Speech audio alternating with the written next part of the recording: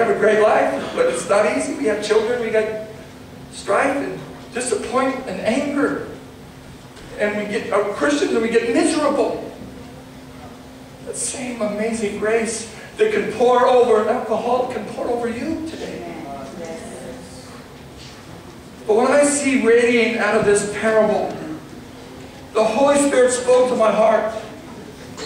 Because somehow we gravitate towards an image of somebody who's beat up and wounded, and we'll run to help them. And then I begin to think, people in my own family, my spouse, my ex-spouse, I'm not talking about me, I'm trying to give you ideas of thinking. Aunts, yeah, you know.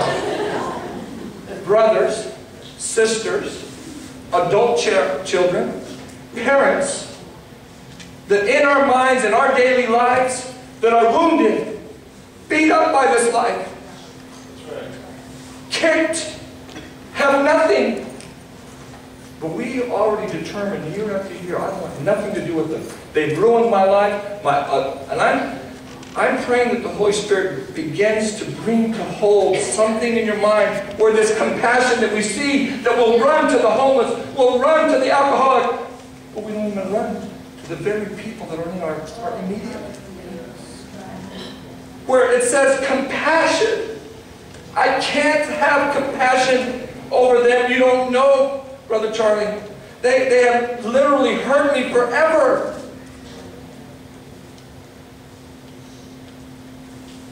But that's the very compassion that the Holy Spirit would ask you to do. Yes. Now, this is what's so challenging, church. Is because if you begin to say, okay, God, there's my aunt or my mom, my brother, my sister, they've been out of my life for 10 years. I don't even want them to come over and offend you. I can't stand their family. I can't stand anything about them. And you might have plenty of reasons to. I'm not saying this is just, but inside they're so hungry for light. And you might be the only light. And the Lord begins to speak to you. You need to do something. Now all of a sudden you say, okay, I can have compassion. But now He's going to have you do. I have to do. What does that mean? I'm not going to do anything. You think, I'm not going to do anything. I'll have compassion and I'll pray for them and I might write them a card, but I'm not going to do nothing. Right at that moment, God's going to speak to you. See, God is interested in family. Yes, He is. Church, if you could sit in my office and see couples that when they communicate, inside their soul is venom. I mean, right there. Venom of past and hurts and adultery, and there's just this poison. In fact, one time, this couple, it was the second session, and I watched them interact, because I don't do a lot of talking in my therapy. I want them to talk. Don't come and hear me. I want them to.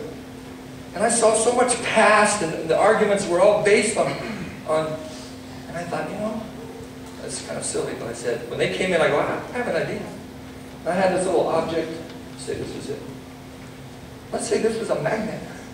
And if there's some way I could rub this magnet on your brain and erase all that, you could start fresh. That the sentences that come out of your mouth would go this way instead of that way.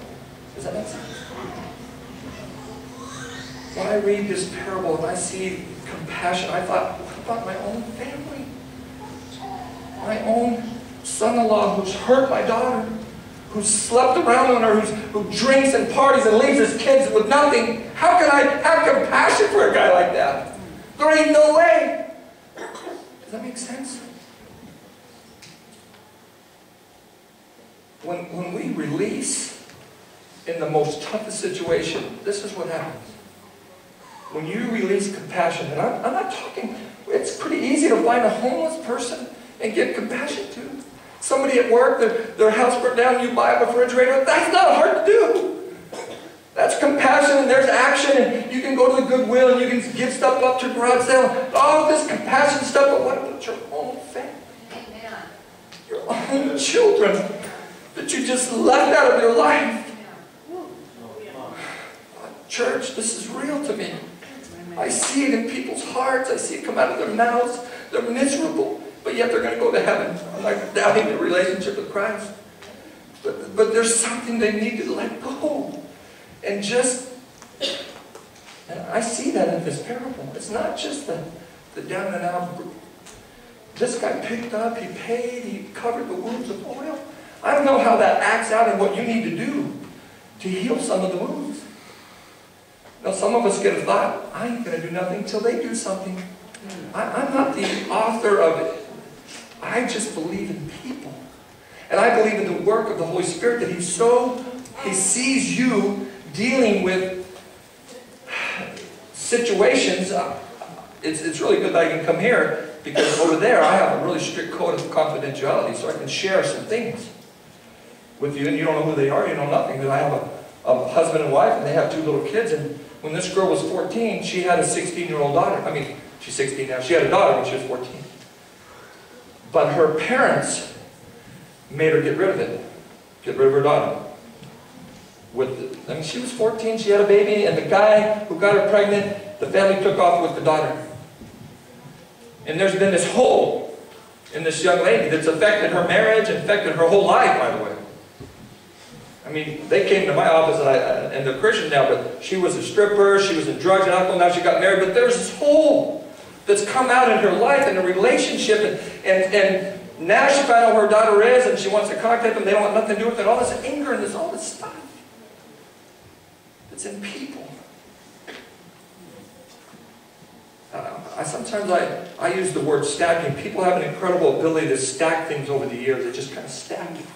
And they exist, and they have family, and they go out to eat, and they buy Christmas, but inside, the Holy Spirit is speaking to families and marriages.